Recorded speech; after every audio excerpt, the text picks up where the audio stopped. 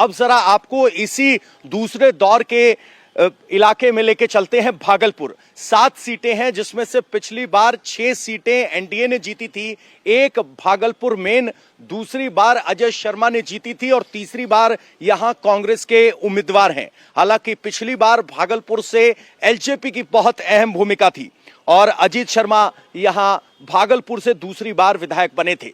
लेकिन भागलपुर की चर्चा सिर्फ इसलिए नहीं है कि 7 में से 6 एनडीए ने जीती थी और अब की बार अजीत कुमार फिर मैदान में है, अजीत शर्मा एक बार फिर मैदान में है। चर्चा इसलिए है कि भागलपुर की 2 सीटों पर कांग्रेस और आरजेडी के बीच फ्रेंडली फाइट है। 2 सीटें कौन सी हैं आपको बता दें, कहलगांव और सुल्तानगंज है, जहां कांग्रेस और आरजेडी के उम्मीदवार आमने सामने हैं। भागलपुर में राहुल और तेजस्वी अपने अपने उम्मीदवार के लिए अलग अलग प्रचार कर चुके हैं। तो बड़ी दिलचस्प बात यह है कि जहां सीमांचल में यह टकराव है, तो भागलपुर के इलाके में कांग्रेस और आरजेडी आमने सामने हैं। आइए आपको सुनवाते हैं कि वहां की हकीकत क्या है, फिर आगे चर्चा करते हैं। लोगों के महागठबंधन राष्ट्रीय जनता दल के प्रत्याशी भाई रजनीश जी को हम लोगों ने टिकट दिया है। आप सब लोगों से हम कहना चाहते हैं कि एकजुट होकर के इस बार रजनीश को लालटेन पर बटन दबा करके भारी बहुमत से विजय बनाए। सरकार बनाना है कि नहीं बनाना है? मेरे सब लोग हाथ उठा के बताओ, सरकार बनाना तो सरकार कैसे बनेगा? इधर उधर नहीं, चुपचाप लालटेन छाप, चुपचाप चुपचाप। तो देखा आपने, चुपचाप लालटेन छाप। तो राहुल गांधी कह रहे हैं कांग्रेस के हाथ छाप, और यहां सीमांचल में अलग बात है। सर, जिस तरीके से ये 2 सीटें हैं, कहलगांव और सुल्तानगंज, कांग्रेस और आरजेडी आमने सामने हैं। हम जब ऊपर तौर पर कहते हो तो नेता बड़े हल्के में कह देते कि ये फ्रेंडली फाइट है। जमीन पर इस तरह की फ्रेंडली फाइट का क्या संदेश जाता है? क्या वो फ्रेंडली फाइट सिर्फ उस सीट तक सीमित रहती है, या एक वाइडर लोग भी सोचते हैं कि गठबंधन या महागठबंधन में कुछ गड़बड़ है? फ्रेंडली फाइट का एक ताजा उदाहरण हम पूर्णिया जिले से देना चाहते हैं, कसवा से। कसवा में पिछले बार अपने चिराग पासवान जी ने अपना कैंडिडेट उतारा था और हम के कैंडिडेट थे, और जो प्रत्याशी जीते थे कांग्रेस से, उनको 77,000 वोट आया था।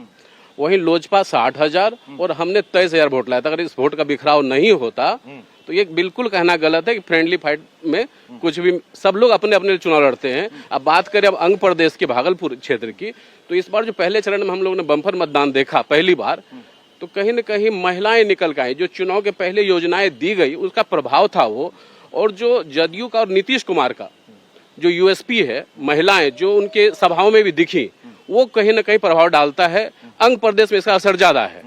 अंग प्रदेश में असर ज्यादा है। 7 सीटों में से 6 जीते थी भागलपुर में, अगर देखा जाए तो वही असर होगा।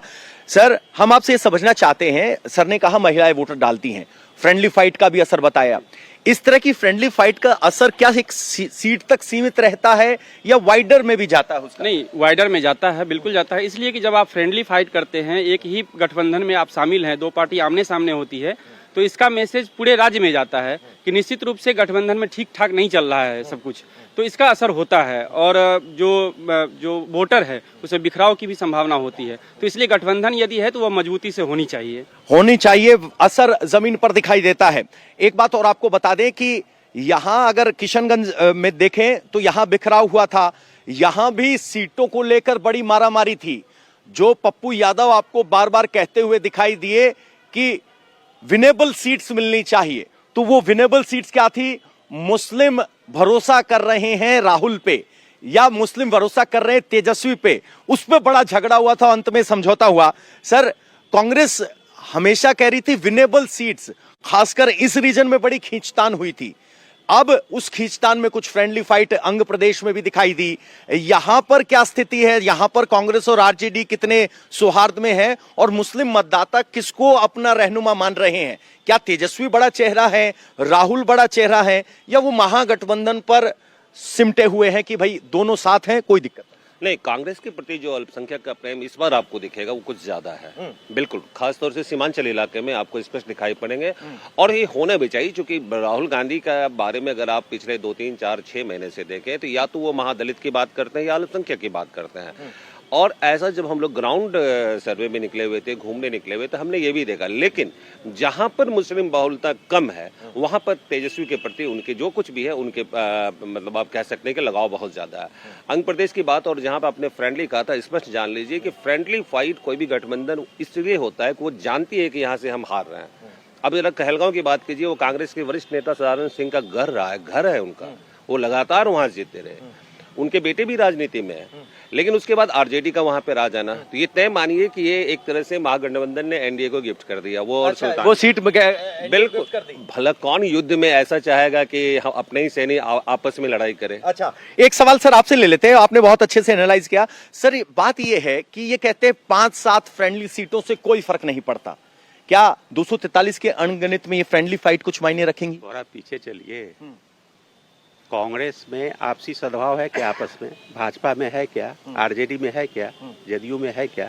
सब कुछ तो सड़कों पे आ चुकी है बातें। अच्छा, आप गठबंधन की बात छोड़ दीजिए, एनडीए के गठबंधन की बात छोड़ दीजिए, सिर्फ कांग्रेस, भाजपा, आरजेडी, जदयू, इवन जनसुराज, उनके आप व्यक्तिगत परिवार में आपसी सद्भाव है क्या? आपको लगता है क्या? नहीं है, बिल्कुल नहीं है। वो तो एस्टेब्लिश्ड हो चुका है, दिन रात अखबारों में और डिबेट में दिखता है। ये जो गठबंधन है, चाहे एनडीए का या महागठबंधन का, ये तो एक नेचुरल अलायंस नहीं है, भावनात्मक नहीं है। अच्छा, अंडर प्रेशर है, मजबूरियों के तहत है, ये अकाट सत्य है। अकाट सत्य है कि मजबूरियों में है, सत्ता का 122 का मार्ग पार करना है, इसीलिए गठबंधन है, और ये हर तरफ की सच्चाई है, वरिष्ठ पत्रकार बता रहे हैं।